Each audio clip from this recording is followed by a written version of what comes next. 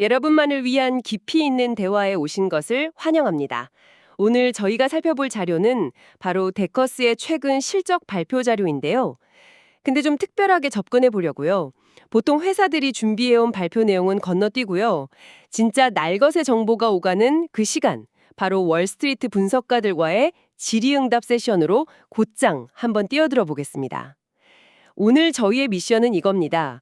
폭발적으로 성장하는 슈퍼스타 호카를 가졌지만 동시에 관세와 소비심리 위축이라는 거대한 벽에 부딪힌 이 회사. 투자자들은 과연 이 모순적인 상황의 어떤 부분을 가장 날카롭게 파고들었을까요? 단순히 숫자를 넘어서 이 팽팽한 긴장감 속에서 드러나는 데커스의 진짜 속내와 전략을 한번 파헤쳐 보겠습니다. 맞습니다. 이건 단순한 실적 보고 분석이 아니에요. 뭐랄까? 지금 세상에서 가장 핫한 신발 브랜드 두 개, 호카와 어그를 가진 회사가 이 불확실한 경제 상황을 어떻게 헤쳐나가는지 그 고차원적인 체스 게임을 엿보는 것과 같다고 할 수 있죠. 앞방을 받을 때 어떤 수를 두는지 그 행간의 의미를 함께 읽어보시죠. 좋습니다. 그럼 바로 그 체스판으로 들어가 보죠. 역시 첫 질문부터 가장 민감한 부분이 나왔습니다. 바로 수정된 연간 실적 전망치. 기존 목표보다 성장률을 살짝 낮추었는데, 아니 지금 호카가 길거리에 얼마나 많이 보이는데요.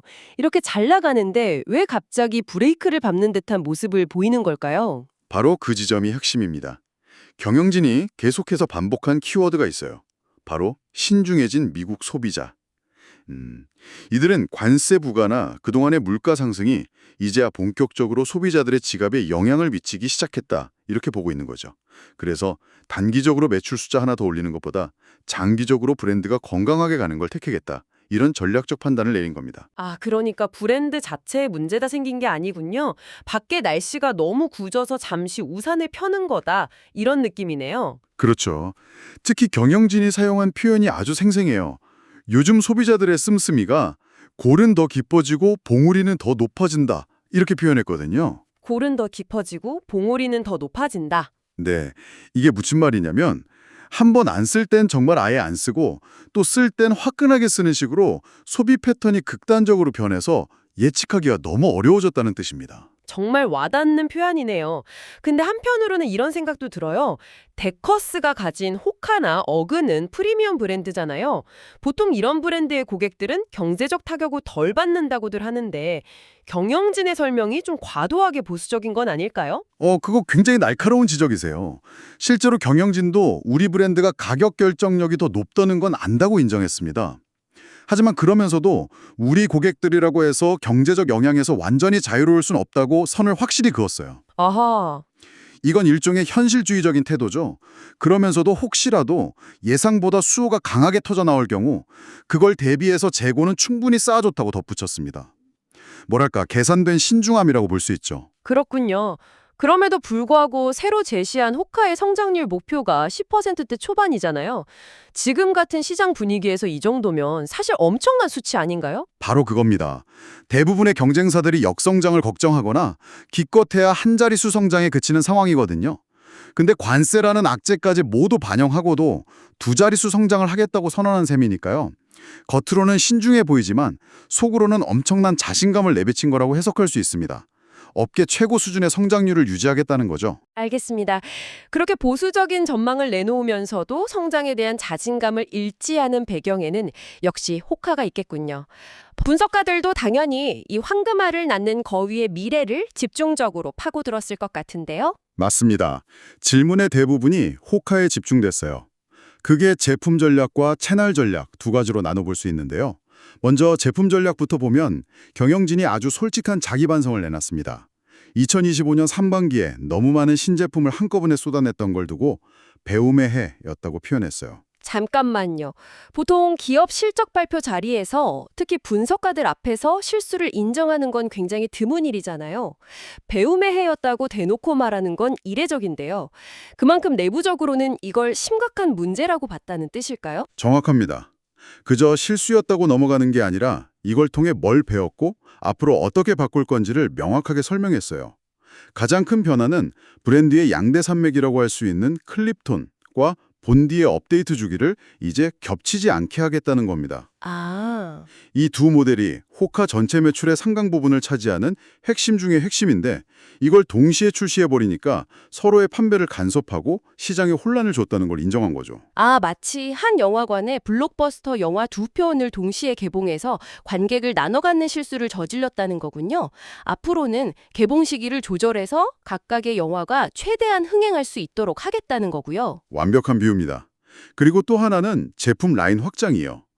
지금까지 호카 하면 두툼한 쿠션이 있는 신발이 상징적이었잖아요. 그런데 최근에 내놓은 솔로마나 트랜스포트 같은 모델은 훨씬 날렵한 디자인, 즉 로우 프로파일 형태를 하고 있습니다. 이건 기존의 핵심 팬덤을 넘어서 더 넓은 소비자층을 공략하겠다는 신호탄이죠. 그렇군요. 더 나아가서는 스스로를 5천억 달러 규모의 시장에서 경쟁하고 있다고 표현했는데 퍼포먼스 러닝, 하이킹, 피트니스, 라이프 스타일을 넘어 의류까지 넘보는 그들의 야망을 엿볼 수 있는 대목입니다. 듣기만 해도 스케일이 엄청나네요. 제품 이야기가 나왔으니 이걸 어디서 파는지에 대한 질문도 당연히 나왔겠죠.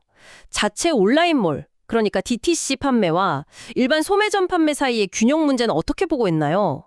최근에 홀세일 매출이 급증하면서 DTC 비중이 줄어드는 것처럼 보였거든요. 네, 그 부분에 대해 명확하게 해명했습니다. 과거에는 경쟁사들과 비교를 했을 때 홀세일 시장에 너무 소극적이었다는 겁니다.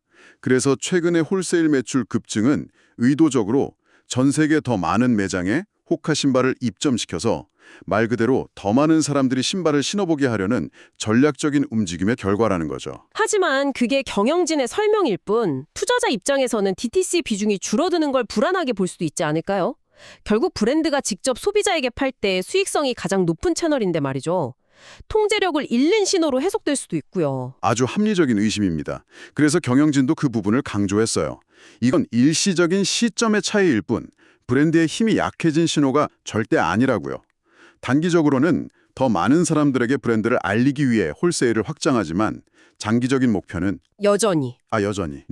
여전히 DTC와 홀세일을 50대 50으로 가져가는 것이라고 못 박았습니다.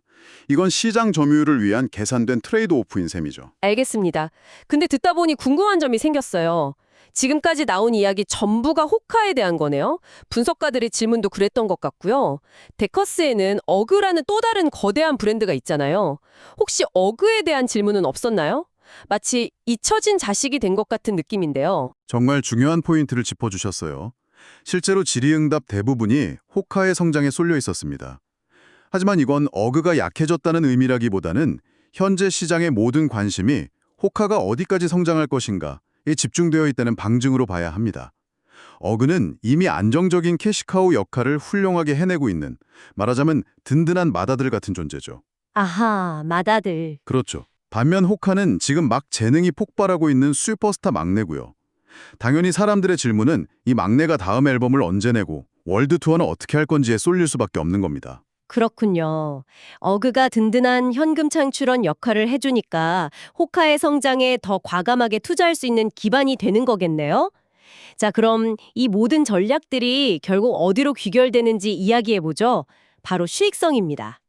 이 모든 성장과 전략이 결국 주주들의 주머니를 채워주지 못하면 의미가 없으니까요. 여기서 가장 큰 악당으로 등장하는 게 바로 관세 같은데요. 네, 모든 점들이 여기서 하나로 모입니다. 올해 하반기 이익률 전망치를 낮춘 이유가 거의 전적으로 관세 때문이라고 밝혔어요. 그러자 한 분석가가 그럼 이 낮은 이익률이 이제 뉴노멀, 즉 새로운 기준이 되는 겁니까? 라고 아주 날카로운 질문을 던졌습니다. 그 질문에 대한 답변이 어땠나요? 이런 비용 압박이 내년 상반기까지는 계속될 거라고 솔직하게 인정했습니다. 지난 2분기에는 재고를 다른 나라로 옮기는 등의 기술적인 방법으로 관세 영향을 일부 피해갔지만 앞으로는 그런 꼼수를 쓰기 어렵다는 것까지 시인했죠. 이건 정말 실질적이고 지속적인 어려움이란 뜻입니다. 상황이 생각보다 심각하네요. 그럼 그냥 속수무책으로 당하고만 있겠다는 건가요? 그럴 리가요. 여기서 반격 카드를 꺼내듭니다. 바로 가격 인상이죠. 이미 전략적으로 일부 제품의 가격을 올렸는데 소비자들이 별다른 저항 없이 그걸 받아들였다는 점을 언급했어요. 이건 그들의 프리미엄 브랜드가 가진 힘, 즉 가격 결정력을 증명한 셈입니다. 앞으로도 필요하다면 이 카드를 쓸 수 있다는 자신감을 내비친 거죠. 결국 외부에서 오는 관세라는 압박과 내부에서 나오는 브랜드 파워라는 힘이 팽팽하게 줄다리기를 하는 형국입니다. 오늘 이 질의응답 세션을 정말 깊게 파헤쳐 본 것 같으신데요. 이 모든 대화를 관통하는 핵심적인 결론을 정리해 본다면 뭐라고 할 수 있을까요? 저는 통제된 인내심이라는 말이 떠오르네요. 통제된 인내심이요. 흥미로운 표현이네요. 좀 더 설명해 주시겠어요? 네. 지금 지구상에서 가장 인기 있는 브랜드 두 개를 가지고 있잖아요. 당장 시장의 물량을 더 풀고 공격적으로 마케팅해서 단기 실적을 끌어올리고 싶은 유혹이 왜 없겠어요? 하지만 그들은 그러지 않고 있어요. 오히려 외부 경제 환경을 냉정하게 바라보면서 숨을 고르고 내부적으로는 제품 출시 주기 같은 실수를 바로잡으면서 장기적인 브랜드 건강을 최우선으로 생각하고 있죠. 이건 엄청난 인내심이 필요한 일이고 동시에 모든 상황을 통제하고 있다는 자신감이 있어야만 가능한 전략입니다. 듣고 보니 정말 그렇네요. 관세라는 외부 압력과 호카의 폭발적인 성장이라는 내부 동력을 동시에 관리해야 하는 정말 어려운 균형 잡기를 하고 있는 거군요. 바로 그겁니다. 그리고 이 지점에서 여러분이 한번 생각해 볼 만한 아주 흥미로운 질문이 나옵니다. 그들은 호카의 제품 출시 주기에 대해 배움의 해였다고 말했죠. 파괴적인 신생 브랜드에서 이제는 모두가 아는 글로벌 강자로 변모하고 있는 호카가 앞으로 마주할 가장 큰 위험은 과연 무엇일까요? 너무 주류가 되어서 특유의 힙함을 잃어버리는 것일까요? 아니면 이 어려운 경제 상황 속에서 소비자들이 기꺼이 지갑을 열 만큼 그 프리미엄 가격을 정당화할 만큼 빠르게 혁신하지 못하는 것일까요? 어쩌면 그 둘 사이의 줄타기가 호카의 다음 챕터가 될지도 모르겠습니다.